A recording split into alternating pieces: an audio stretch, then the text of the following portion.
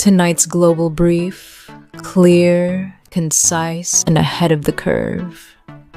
From markets to climate and tech, we scan reliable sources so you don't have to. Your world, briefing ready. Hello and welcome to World News. I'm Eve, your anchor in our global newsroom. In the next minutes, we'll bring you verified headlines from geopolitics, business, and technology, with clear context and concise takeaways. You'll learn what happened, why it matters, and what to watch next, without noise or speculation. Stay with us as we start at the desk with today's top stories, then zoom in on the trends shaping tomorrow. Let's begin. All right. Today, we're jumping into a really high-stakes financial plan being debated in the European Union right now. We're talking about billions in seized Russian assets, the future of Ukraine, and a clock that is ticking very, very fast. So let's get right into it. So where does this all start? Well, it kicks off with a major push for a new financial strategy, and it's all about one thing: getting aid to Ukraine.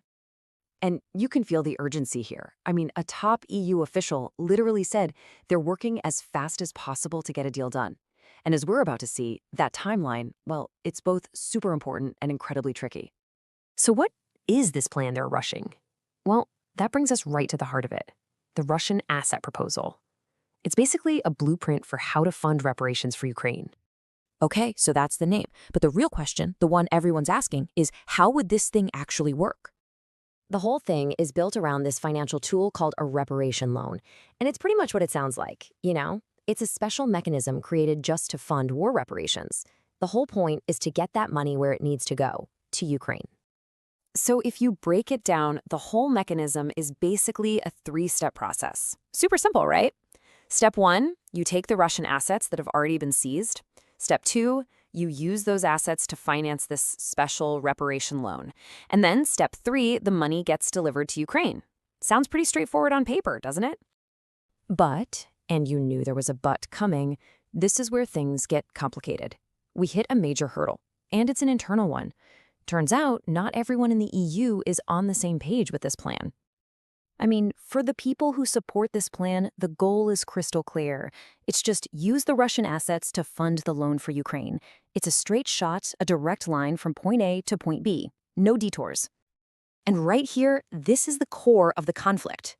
You've got the European Commission on one side, pushing hard to get this done fast.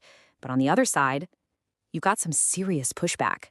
Some member states are just not supporting the proposal right now, and it's not for no reason. They're raising some really complex legal questions and are worried about setting a kind of risky, untested precedent on the world stage. So what you have to understand is that this division, it's not just a minor disagreement over coffee. No, it's a huge roadblock. It completely undermines that whole goal of moving as fast as possible.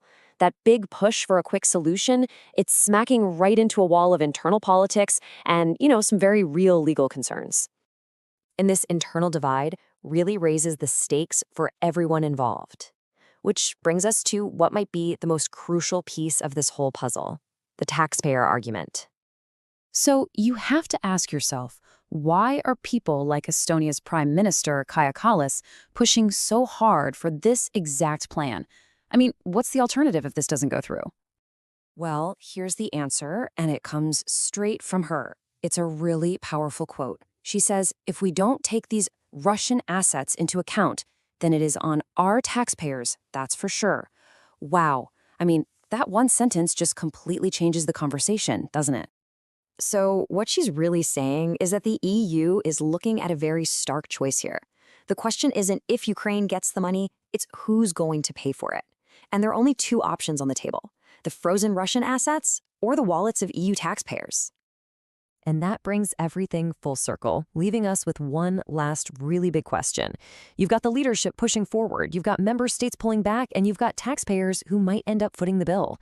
So when you hear them say they're moving as fast as possible, you have to wonder, what does that even mean anymore?